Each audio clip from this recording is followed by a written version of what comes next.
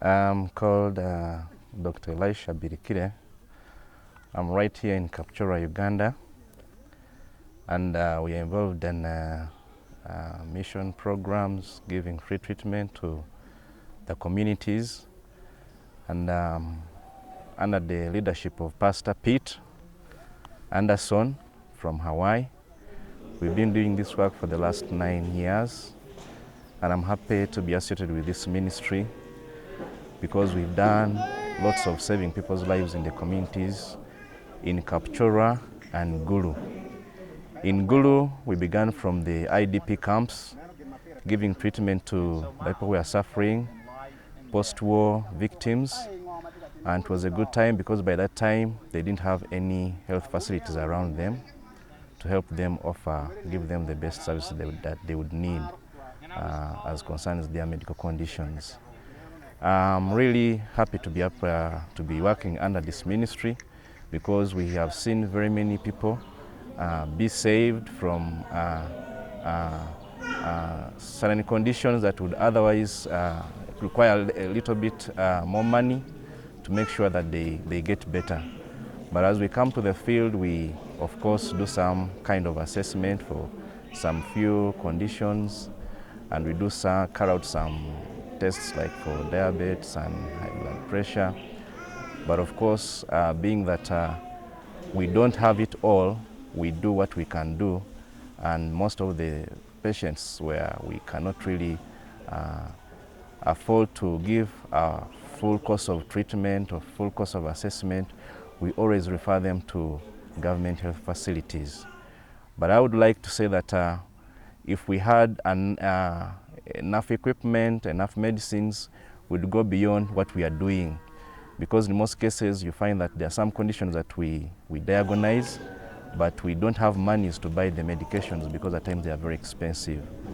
And I would also think in the future, if we had a van that's fully equipped with medical equipment, we could go beyond what we are doing right now, carry out some simple tests on our mobile clinics.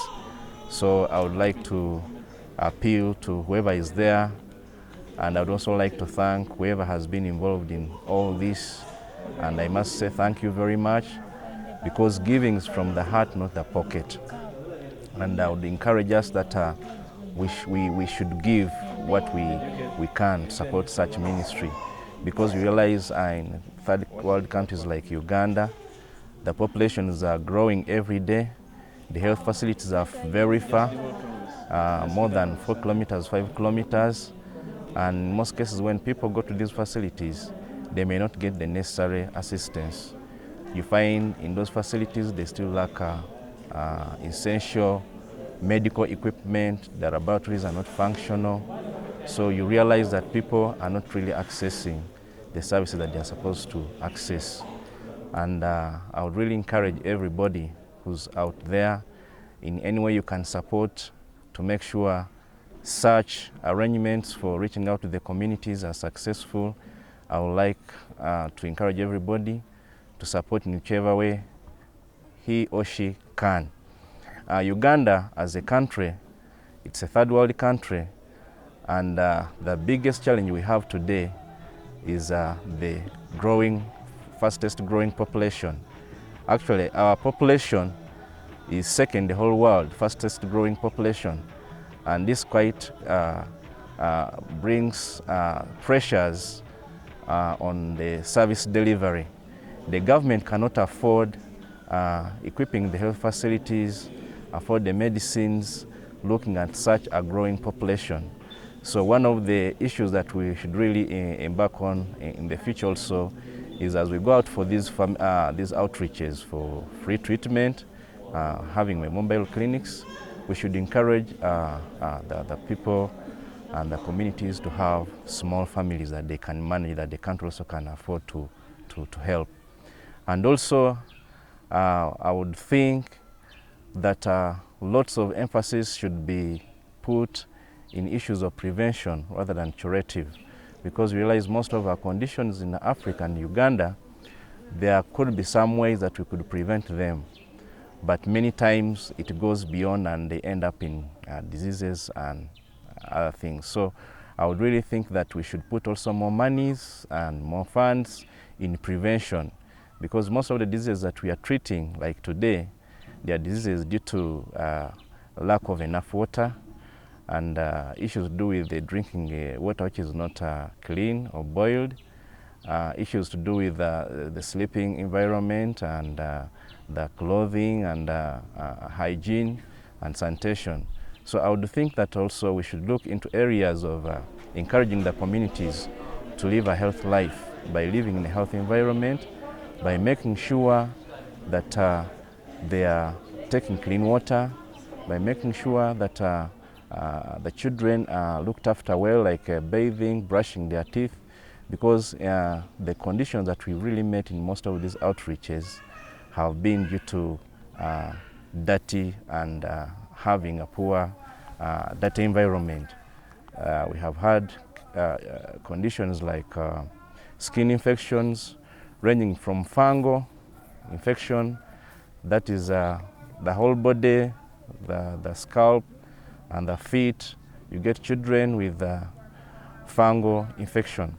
And then the other issue is the aerial cases are too many, and basically these are due to poor living conditions. The way food is prepared, the way it is kept, and the water, like we have already said. The issues to do with worms. Worms are so common, but when you analyze everything, it is due to the poor environment and dirty environment that we live in.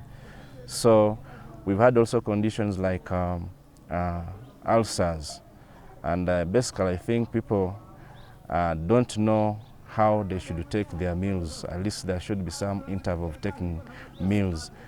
To me, I think it is because some of these people take long to have their meals, and that's why we're having most of these ulcers on the rise in, say, like Kapchora. I've been Kapchora, and the conditions here, ulcers are quite many. We have got many patients with ulcers. We've also had issues with malaria, and malaria, as we know, we are in the tropics. Malaria has also been so common, and I would think we would also come up with preventive ways of preventing the mosquitoes and the like. We've also had conditions like wounds, septic wounds, and these are basically also due to our environment and sanitation. So apart from that, also we have had some cases of hypertension, and I would like to say for the last 9-10 years I've been in practice, hypertension in Uganda is on an increase. You get people around the ages of 40, 35 are having hypertension, but it always goes undetected.